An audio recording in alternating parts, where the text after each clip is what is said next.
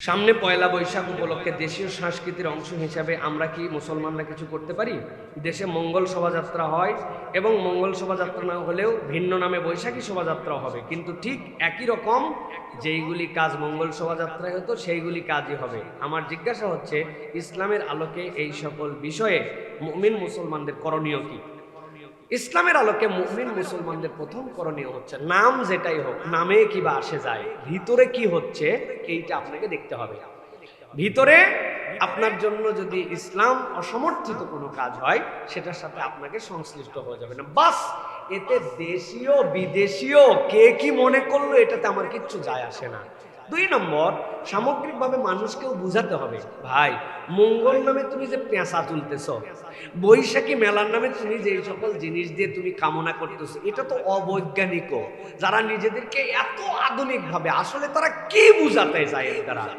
তারা আর কিছু বুঝাতে চায় না। তাদের অন্তরের মধ্যে একটা রেশারেশি এসে গেছে যে ইসলামী সংস্কৃতি মুসলমানরা এটা পছন্দ করে না, আর আমরা ইসলামী সংস্কৃতি পছন্দ করে না। অতএব ওরা যেটা পছন্দ করে না, গায়ের জোরে হোক, অবৈজ্ঞানিক হোক, যেমনি হোক, যে নামে হোক, আমাদের করা লাগবে।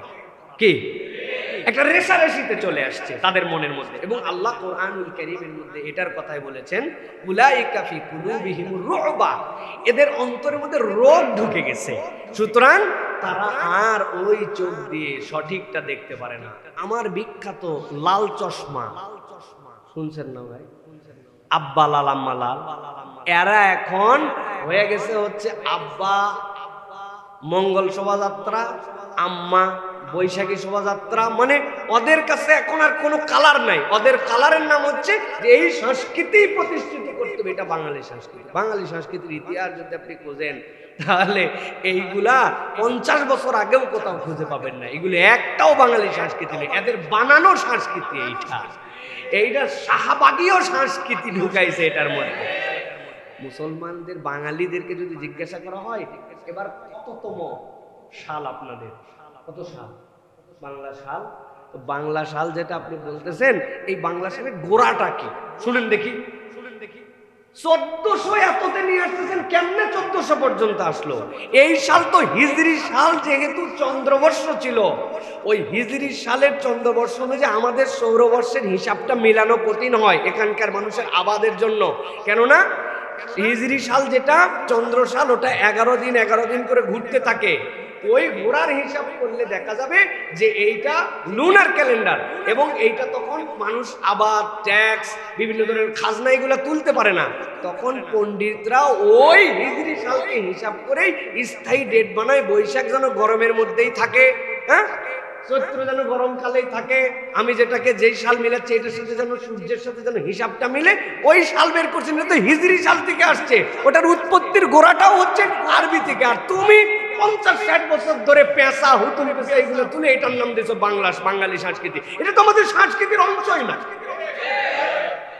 সুতরাং আমাদেরকে এইটা মনে রাখতে হবে প্রিয় ভাইয়েরা, যে তাদেরটা তারা যদি করে, আমরা মারামারি করতে যাবো না, ঠেকাতেও যাবে না, কিন্তু আপনার মুসলমানিত্ব, আপনার তাওহীদ, এটাকে সামনে নিয়ে আপনি সাথে অংশগ্রহণ করবেন না। সাফ কথা। কে পছন্দ করলো, কে আপনাকে ব্যাকডেটেড ভাবলো, কে আপডেটেড ভাবলো, এই ভাবনা আমাদের দেখার সময় নাই। আমার সংস্কৃতি আমি ধরে রাখবো, বাস শেষ। আর যদি নিরেট বাংলা সংস্কৃতির সাথে যায়, সেটা তো আমাদের সাথে আছে। গরুর মুখে ঘুমায় দেয়, এটা আমাদের দেশের কালচার না, এটা কি ইউরোপের কালচার না? মাতুল মাথার মধ্যে পড়ে, আমরা আগে রিক্সা প্যাডেলার যারা ভাই ছিলেন তাদেরকেও দেখছি, ধান কাটার লোককেও দেখছি, এটা আমাদের সংস্কৃতি না? আমরা নিজস্ব পদ্ধতিতে আমাদের হাল চাষের জন্য লাঙ্গল বের করছি, এটা আমাদের না? জমি সমান করার জন্য আমরা মই দিছি, মই আমাদের সংস্কৃতি না? এটা পলয় আছে না, পলয় যে কোমরের মধ্যে গুঁজে নিয়ে মাছ ধরে পলয়ের মধ্যে মাছ, এই পলয় তো আমাদের। এইগুলা যদি আমাদের সংস্কৃতি হয়, এটা যদি প্রদর্শনী হয়, এটার সাথে ইসলামের তো কোনো কন্ট্রাডিকশনই নাই, কোনো ধরনের কন্ট্রাডিকশন নেই এটার জন্য। কিন্তু আপনি পেঁচা তুলে বলতেছেন এটা বলে মঙ্গল, যার সাথে কোনো আগা নাই মাথা নাই, কি যেগুলো ইসলাম পছন্দ করে না, আপনি গায়ের জোরে এখন বলতেছেন এটা বাঙালি সংস্কৃতি। বাঙালি সংস্কৃতির অংশ এটা নয়। সুতরাং আল্লাহ আমাদেরকে বোঝার তৌফিক দান করেন। যারা মুসলমানিত্ব নিয়ে বাঁচতে চাই, তারা যেন আমরা এগুলো বুঝে নিজেদের কর্মকাণ্ড কোথায় জড়িত হব, কোথায় জড়িত হবেন এই সিদ্ধান্ত নেই। আল্লাহ আমাদেরকে তৌফিক দান করেন। হাযা মা ইনদি ওয়াল ইলমু ইনদাল্লাহ। সুবহানাকাল্লাহুম্মা বিহামদিকা আশহাদু আল্লা ইলাহা ইল্লা আনতা আস্তাগফিরুকা ওয়া আতুবু ইলাইক। আসসালামু আলাইকুম ওয়া রাহমাতুল্লাহি ওয়া বারাকাতুহু। মনের আশা পূরণ হওয়ার কোনো দোয়া আছে কিনা, থাকলে কি? এখন জিজ্ঞাসা হচ্ছে উনার কি মনের আশা। এক এক মনের আশার জন্য তো এক এক ধরনের দোয়া না। এখন উনার মনের আশা যে আল্লাহ আমার যেন একটা সুন্দরী বউ হয়, এই দোয়া কি আর অন্য দোয়া রাব্বি জিদনি ইলমা দিয়ে হবে?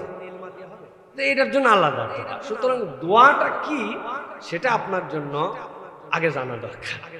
যাই হোক প্রিয় ভাইয়েরা, মূল কথা হচ্ছে সামগ্রিকভাবে, এটা জাস্ট আপনাদের কাছে বোঝানোর জন্য বললাম, সামগ্রিকভাবে আল্লাহ রাব্বুল আলামিনের কাছে বান্দা যখন 3টা নিবেদনের পরে দোয়া করে, তার মনের দোয়া আল্লাহ রাব্বুল আলামিন কবুল করেন।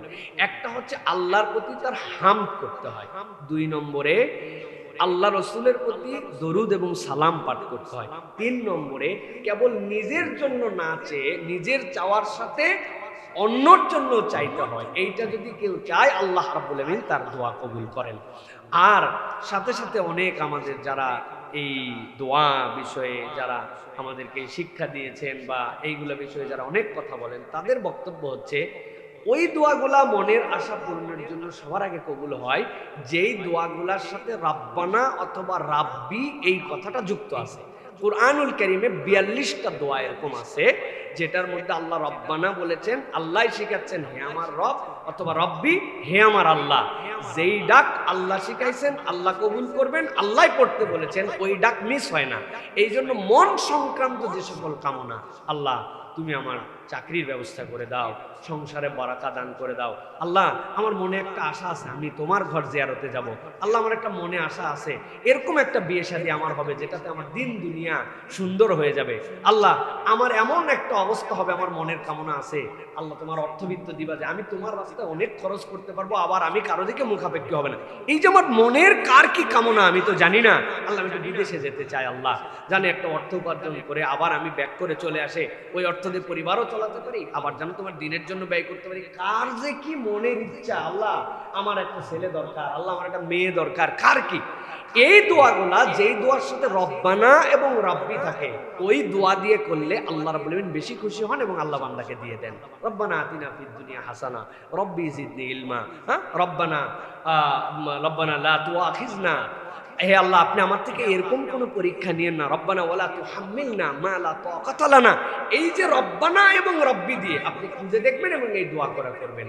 শেষ টোটকা হচ্ছে তাহাজ্জুদের সময়ে শেষ রাত্রে বান্দা যখন আল্লাহর কাছে কায়মনোবাক্যে সিজদায় যে দোয়া করে, ও মনের দোয়া হোক আর মুখের দোয়া হোক, বেশি আবেগের দোয়া হোক আর কম আবেগের দোয়া হোক, হালতটাই এত গুরুত্বপূর্ণ, সময়টাই এত গুরুত্বপূর্ণ যে আল্লাহ রাব্বুল আলামিন কবুল করে নেন। এই জন্য মনের দোয়াগুলা শেষ রাত্রে তাহাজ্জুদের সময় করার জন্য চেষ্টা করব।